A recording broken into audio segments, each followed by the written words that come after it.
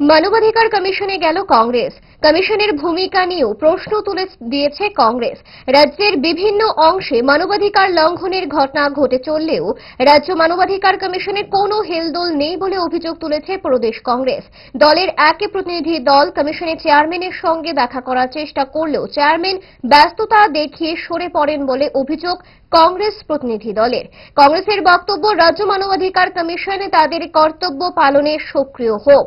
এদিনের প্রতিনিধি দলের নেতৃত্বে ছিলেন প্রদেশ কংগ্রেসের মুখপাত্র প্রবীর চক্রবর্তী। সংবাদ মাধ্যমে প্রতিক্রিয়ায় কি জানালেন প্রবীর চক্রবর্তী, দেখুন। মানবাধিকার কমিশনের কাছে সেটা হচ্ছে এই, মানবাধিকার কমিশন উদ্যোগী হয়ে তাদের নিজের থেকেই করা উচিত ছিল, করে না যখন আমরা দাবি জানিয়ে গেছি চেয়ারম্যানকে।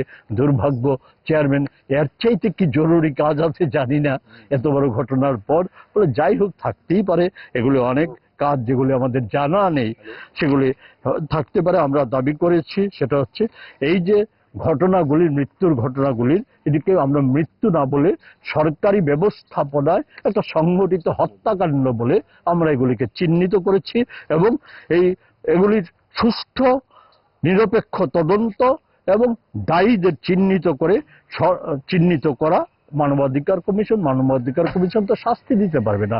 শাস্তি দেওয়ার দায়িত্ব হচ্ছে উপযুক্ত যে কর্তৃপক্ষ, তারা যাতে শাস্তি বিধান করে সেটা আমরা বলেছি।